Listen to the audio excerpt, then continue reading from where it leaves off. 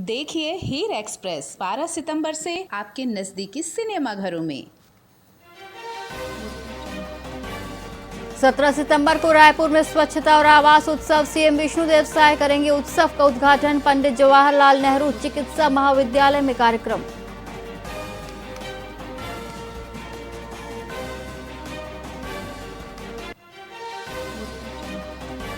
रायपुर में सुबह से बारिश का दौर जारी। नवा रायपुर की सड़कों पर जल भराव। मौसम और बाढ़ की वजह से स्थानीय जीवन प्रभावित।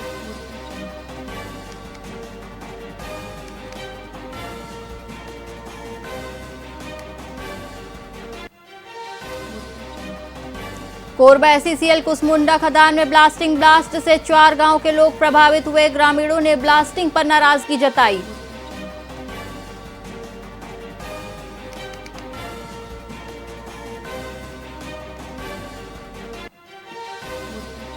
सचिन पायलट छत्तीसगढ़ दौरे पर। वोट चोर गद्दी छोड़ अभियान में होंगे शामिल। कई जिलों में सचिन पायलट बैठक भी लेंगे।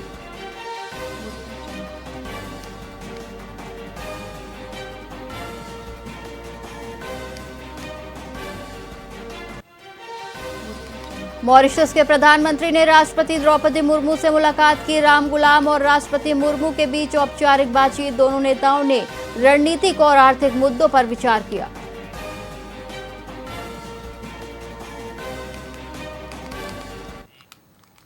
नमस्कार, आप देख रहे हैं वीआईपी न्यूज और मैं हूं आपके साथ एकता। बुलेटिन की शुरुआत करेंगे एक खास खबर के साथ। छत्तीसगढ़ में एनएचएम कर्मचारी अपनी मांगों को लेकर लगातार हड़ताल कर रहे हैं। स्वास्थ्य विभाग द्वारा दी गई चेतावनी और मंगलवार तक काम पर लौटने के अल्टीमेटम के बावजूद कर्मचारी अपनी हड़ताल पर अड़े हुए हैं। कर्मचारियों का कहना है कि सरकार ने उनकी मांगों को पूरा करने का वादा किया था, लेकिन अब उन पर कार्रवाई की जा रही है।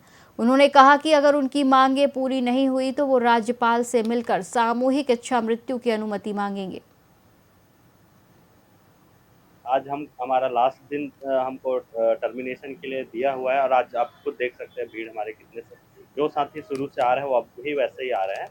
और रही बात आगे क्या करने की, तो वैसे भी शोषण भरे शासन काल में हमने देख लिया सर, हमने अपना जी जान लगा दिया। कोरोना जैसे समय में हमने सारा अपना परिवार छोड़ के इस रास्ते में आए थे। आज उन्हीं शासन देखिए हमारे मंच में आके उन्होंने वादा किया था। आज जब उनकी बात आ रही है तो वो हमको धमकी दे रहे हैं कि नौकरी से निकाल देंगे। इस नौकरी से जैसे भी मानसिक तनाव हम लोग रोज झेल रहे हैं, आर्थिक तनाव तो हमको है ही, साथ में मानसिक तनाव। आज हमको इससे मुक्त भी करेंगे तो हम अपना जीवन कम से कम नया शुरुआत तो करेंगे। इनके चंगुल में फंस के अगर रहे तो जीवन हमारा जंजाल हो चुका था और आगे भी हमारा कोई भविष्य नहीं था। आज हम लोग सामूहिक इच्छा मृत्यु के लिए निवेदन करेंगे राज्यपाल महोदय से। पर मैं ये कहना चाहती हूँ कि आज हमारी टीम ये भी डिसाइड करेगी कि राज्यपाल जी से हम इच्छा मृत्यु से पहले एक मुलाकात करना चाहते हैं। उनसे हम अपना निवेदन और अपनी पीड़ा को हम बताना चाहते हैं कि हम क्यों इच्छा मृत्यु चाहते हैं। उन्हें पता तो हो कि ये इतना बड़ा कदम कैसे उठा रहे हैं, तो हम इतना बड़ा कदम उठाने से पहले अपने जीवन की वो गाथा सुनाना चाहते हैं जो 15 से 20 वर्षों की है। उसके बाद ही हम बोलेंगे कि अब आप ही निर्णय लीजिए कि ऐसी स्थिति में हम कैसे जीवित रहेंगे। आज हम हमारा बेमेतरा में बिजली की समस्या और लावारिस घूम रही गायों से परेशान होकर सैकड़ों किसानों ने कलेक्टर परिसर में जोरदार पर प्रदर्शन किया। किसानों का कहना है कि बार बार शिकायत के बाद भी उनकी समस्याओं पर कोई ध्यान नहीं दिया जा रहा है। किसानों ने बताया कि बिजली की कमी के कारण वो खेतों की सिंचाई नहीं कर पा रहे हैं, जिससे उनकी फसलें खराब हो रही है। वहीं लावारिस गायों खेतों में घुसकर फसलों को बर्बाद कर रही है। किसानों ने चेतावनी दी कि अगर जल्द ही उनकी समस्याओं का समाधान नहीं हुआ तो वो बड़े स्तर पर आंदोलन करेंगे। आज हमारे यहाँ इकट्ठा होने के सबसे बड़े 2 मुख्य कारण है। एक हवा हमारे गांव में बंदेलिन परेशान का किसान मामला और दूसरा है लाइन की समस्या। हमारे किसान भाई बहन बंदेलिन से लेकर कितना त्रस्त हो गए कि खेती होकर नहीं के समान रह गए हैं। जे ना धान फरे फूले के दिन आए वो अभी छोटे छोटे दिखत थे। तो ये सब समस्या हम यहाँ शासन प्रशासन मीडिया के माध्यम से गोहरा लाइन की हमारे समस्या के समाधान करो और एक निवारण करो। सबसे समस्या हमारी ये है कि लाइन जब से धान बोआया है, हमारे सरकार कहते हैं धान का कटोरा, जब धान होगा तब तो धान का कटोरा रहेगा। यदि धान नहीं होगा तो फिर धान का कटोरा कहाँ कहलाएगा। जब से धान हुआ है तब से हम लोग को बिजली भरपूर नहीं मिल रहा है। 1 एकड़ खेत में जो पंप हमारा लगा है, अब देख लो आप, आषाढ़ से हमारा धान जो बोआया है वो 1 एकड़ में पूरा पानी नहीं भर रहा है। ऐसा मतलब लाइन दे रहे हैं। लाइन का इतना समस्या है हम लोगों को। देखिए, भारतीय जनता पार्टी की सरकार हर मुद्दे में फेल है। डबल इंजन की सरकार ये बोलते हैं, लेकिन दोनों इंजन फेल है। मोदी की गारंटी के तहत प्रदेश में इन्होंने 2023 के बाद सरकार बनाई, लेकिन एक भी वादा ऐसा नहीं है जिसको पूरा करने में भारतीय जनता पार्टी की सरकार सफल हो पाई है। आज हर वर्ग भारतीय जनता पार्टी के कुशासन से परेशान है। कर्मचारी लगातार हड़ताल में है, लगातार धरने में है। प्रदेश की स्वास्थ्य व्यवस्था बिगड़ी हुई है, जिले की स्वास्थ्य व्यवस्था चरमराई हुई है। जिले में किसान परेशान है। खाद बीज लोगों को उपलब्ध सरकार करा नहीं पा रही है। डीएपी यूरिया लोगों को मिल नहीं पा रहा है। बिजली मिल नहीं पा रही है। दुर्भाग्य देखिए, अटल ज्योति के नाम से जो कनेक्शन लोगों के पंप के मिले हुए हैं, वहां मात्र 1 या 2 घंटे लाइट मिल पा रही है। मेरी ऐसी जानकारी है कि 500 से अधिक ट्रांसफार्मर जिले में फेल है, जिसको बदल पाने में सरकार सक्षम नहीं है। दुर्ग में मुआवजा राशि को लेकर किसानों ने मोर्चा खोल दिया है। ग्राम नगपुरा के किसान बड़ी संख्या में संभाग कार्यालय पहुंचे और आयुक्त से मुलाकात की। किसानों का कहना है कि पावर ग्रिड खेतों में टावर लगा रही है, जिससे फसल खराब हो रही है। कंपनी ने 3 करोड़ 24 लाख रुपए मुआवजे के लिए जमा कर दिए हैं, लेकिन किसानों को भुगतान नहीं हुआ। किसानों ने शासन से नियम अनुसार जल्द मुआवजा देने की मांग की है। हमन एकर बर आए रहे हैं कि हमार खेत से ले टावर खम भग गए। अब टावर के गड़े हेते में ना हमन ला किसान मन ला सर्वे करे बर भी नहीं बोलाई। कतका जमीन कौन किसान के ओमे दबे यहुल नहीं जानकारी दीस, गड्ढा खोदी तौल नहीं बताइस। अपन मन मर्जी किसान वह अपन कंपनी वाले काम लग करे और आज तक के पेमेंट ला एको ठन दे नहीं है, केवल फसल नुकसानी भर दे है। ओकर बाद और एक टावर के पैसा मिली, कोई किसान ला नहीं मिले। भेड़ सर हम लोग दुर्ग के संभाग आयुक्त जी से मुलाकात किए। चूँकि मामला मुआवजा से संबंधित है। दुर्ग जिले में 19 गांव में लगभग 1650 किसान विद्युत टावर लाइन 400 केवी वाट से प्रभावित हुए हैं। यह मामला पूर्व विगत 2 साल पुराना भी है। चूँकि उस समय काम इन लोग चालू किए थे, तो किसानों के खेत में ज़बरदस्ती घुसकर इन्होंने टावर लाइन भी गड़ाए। फिर उसके बाद अभी विगत कुछ महीने पहले मोदी जी आए थे, तो लाइन भी चालू कर लिए हैं। पर किसानों को मिलने वाली मुआवजा राशि, रोपवे का और विद्युत बेस टावर का अभी तक किसानों को पैसा नहीं दिया गया है। हमने बताया आपको, ग्राम सूचना एसडीएम द्वारा निकाला गया है, सारे एसडीएम, क्योंकि ये लाइन जो है 4 जिला से होकर जा रही है, केवल दुर्ग नहीं, 4 जिला, दुर्ग, राजनांदगांव, बालोद और धमतरी, ये 4 जिला से होकर के जा रही है। तो इसमें जो भी नियम है वो चारों डिस्ट्रिक्ट में एक जैसे हैं। ऐसा नहीं कि सिर्फ नगपुरा या उसमें हो सके। और सारे लोगों को आम सूचना जारी की गई है, पेपर न्यूज़ में निकाला गया है। अगर इनमें किसी गांव वालों को ऑब्जेक्शन है तो वो भी हमको 2 महीने के अंदर में देना था। जब कोई भी किसी प्रकार का कोई विरोध या वो नहीं आया है, फिर जा करके हम 164 निकालते हैं। 164 में फिर सीए एक ऑर्डर निकालता है, अब ये लाइन इस गांव से जा सकती है। राजधानी रायपुर स्थित दूरदर्शन केंद्र में दूरदर्शन के 66वें स्थापना दिवस का भव्य आयोजन हुआ।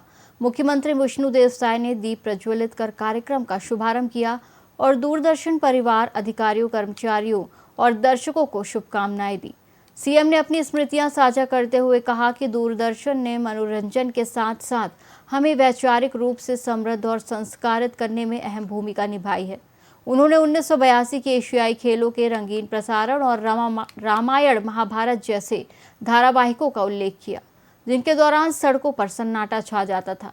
साथ ही सीएम ने शिक्षक भर्ती की जानकारी देते हुए बताया कि सरकार ने पिछले कुछ वर्षों में 10,000 सरकारी नौकरियां दी हैं और इस वर्ष 5,000 शिक्षकों सहित 700 सहायक प्राध्यापकों की भर्ती की जाएगी। देखिए, 20 महीने हुए हैं शासन को और हम कह सकते हैं कि 20 वर्षों में करीब विभिन्न विभागों के माध्यम से 10,000 शासकीय नौकरी हम लोग दिए हैं और लगातार भर्तियाँ चल रही हैं। अभी 5000 शिक्षकों की भर्ती होगी। इसी में अभी करीब 700 प्राध्यापक और सह प्राध्यापकों की नियुक्ति का मार्ग प्रशस्त हुआ है। हम लोग लगातार हमारे प्रदेश के जो हमारे बेटा बेटी हैं उनको शासकीय नौकरी भी देंगे और माध्यम से नए उद्योग धंधे भी स्थापित हो रहे हैं। उसमें भी रोजगार को विशेष महत्व दिए हैं। बिलासपुर में राष्ट्रीय अध्यक्ष सहकारी आवास संघ और पूर्व मंत्री सत्यनारायण शर्मा ने छत्तीसगढ़ के पिछले 25 वर्षों के विकास और नुकसानों पर चर्चा की। उन्होंने कहा कि राज्य ने कई क्षेत्रों में प्रगति की है, लेकिन अभी भी आर्थिक समरसता और विकास को और मजबूती की जरूरत है। देखिए, 25 साल में एक तो भाईचारे की भावना में कमी आई,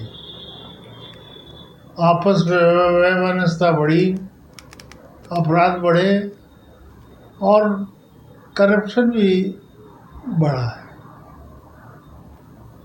ये ऐसे सवाल हैं जिनके बारे में चुप रहना मुनासिब नहीं होता। इनको एक्सपोज करने की आवश्यकता है।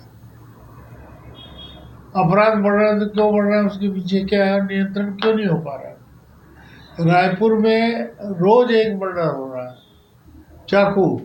चाकूबाजी।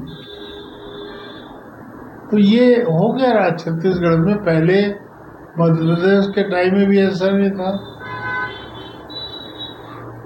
लेकिन जब जब इनकी सरकार आती है तो बातें बढ़ने लगती है। सरकार के फंड्स का मिस यूटिलाइजेशन, ये भी थोड़ा सा गलत तरीका है। इसी में तो भ्रष्टाचार पनपता है।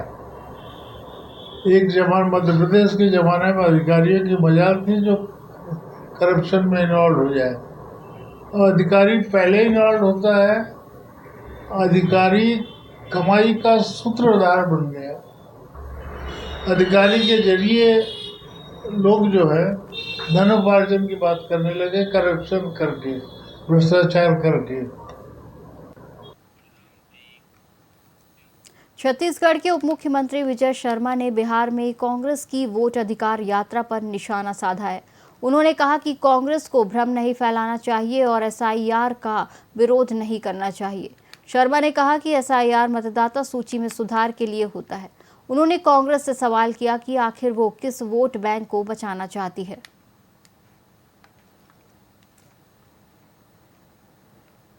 Medical camps, blood donation camps, ऐसे बहुत सारी चीज़ें। इसके सिवा भी हम लोग अनेक स्थानों पर पंचायतों में अलग अलग कार्यक्रम और रख रहे हैं। किसी पंचायत में कोशिश कर रहे हैं कि सारे बच्चों का ड्राइविंग लाइसेंस हम इस पखवाड़ा में बना लें। किसी पंचायत में हम कोशिश कर रहे हैं कि निर्विवादित जो बंटवारा है वो इस पक्ष में हम पूरा उस पंचायत का खत्म कर लें। जिम्मेवारियों से भागने की जगह जनता के समक्ष जाकर के अपने अच्छे कामों के माध्यम से राजनीति में आगे बढ़ने की जगह यह भ्रामक प्रचार करके जो बढ़ना चाहते हैं यह गलत है। Medical camps, blood donation camp,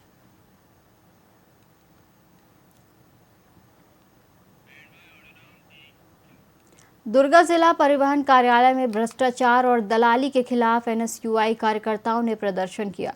उन्होंने मुख्य द्वार पर तालाबंदी कर कार्यालय का घेराव किया। प्रदर्शन के दौरान मुख्यमंत्री और परिवहन मंत्री के खिलाफ नारेबाजी की गई। एनएसयूआई कार्यकर्ताओं ने जिला परिवहन अधिकारी को ज्ञापन सौंपकर दलाली पर रोक लगाने की मांग की। वहीं अधिकारियों ने आरोपों को निराधार बताते हुए कहा कि कार्यालय में पूरी पारदर्शिता बरती जा रही है।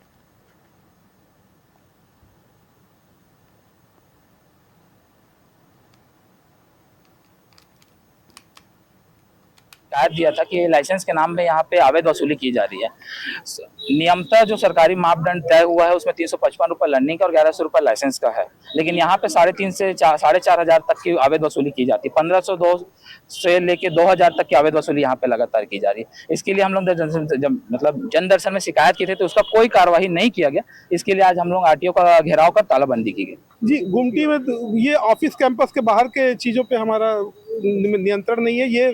ये चूंकि ऑनलाइन फॉर्म भरने या उनके लिए सुविधा के लिए लगाया गया है, इसके बारे में पर ऑफिस परिसर के अंतर्गत किसी को शिकायत दिया था कि छत्तीसगढ़ की आंगनबाड़ी कार्यकर्ताएं और सहायिकाएं अपनी 8 मांगों को लेकर 29 सितंबर को राजधानी रायपुर में बड़ा प्रदर्शन करेंगी। इस दौरान राज्य के सभी आंगनबाड़ी केंद्र बंद रहेंगे।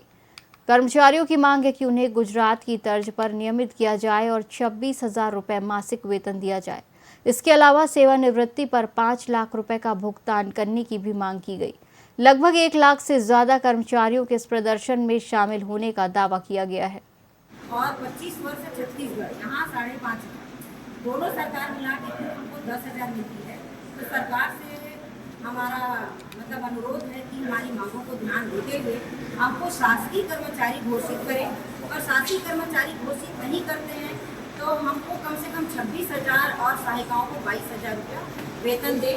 पेंशन ग्रेजुएटी हमारे बुढ़ापे के सहारा के लिए सुपरवाइजर भर्ती में 100% कार्यकर्ता को ही प्रमोशन के रूप में लिया जाए, हमसे परीक्षा ना ली जाए, और सहायिका बहनों को भी प्रमोशन देकर कार्यकर्ता पद पर लिया जाए। प्रधानमंत्री नरेंद्र मोदी के जन्मदिन पर भाजपा कार्यकर्ता सेवा पखवाड़ा का आयोजन करेंगे। यह अभियान 17 सितंबर से 2 अक्टूबर तक चलेगा और इसमें स्वच्छता पर विशेष जोर दिया जाएगा। डिप्टी सीएम अरुण साव ने बताया कि सभी महापौर और अध्यक्षों को स्वच्छता अभियान चलाने के निर्देश दिए गए हैं। उन्होंने कहा कि पीएम मोदी ने स्वच्छता को जन आंदोलन बनाया है और सेवा पखवाड़ा उसी की प्रेरणा है। कांग्रेस की पदयात्रा पर उन्होंने कहा कि वोट चोरी का आरोप लगाना जनता और जनमत का अपमान है।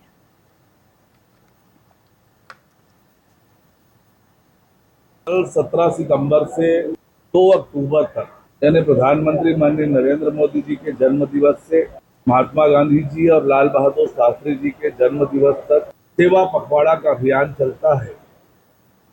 देश में जिस प्रकार से स्वच्छता को जन आंदोलन बनाने का काम प्रधानमंत्री माननीय नरेंद्र मोदी जी ने किया, स्वच्छता लीग के माध्यम से शहरों को स्वच्छ और सुंदर बनाने की प्रेरणा जिस प्रकार से प्रधानमंत्री माननीय नरेंद्र मोदी जी ने दी, उसी तर्ज पर मैंने सभी सम्मानीय महापौर, सम्मानीय अध्यक्षों को पत्र लिखा है कि अपने शहर में स्वच्छता अभियान को बढ़ चढ़ कर करें, स्वच्छता अभियान का नेतृत्व करें। कल 17। इस बुलेटिन में फिलहाल इतना ही। आप देखते रहिए वीआईपी न्यूज़। नमस्कार।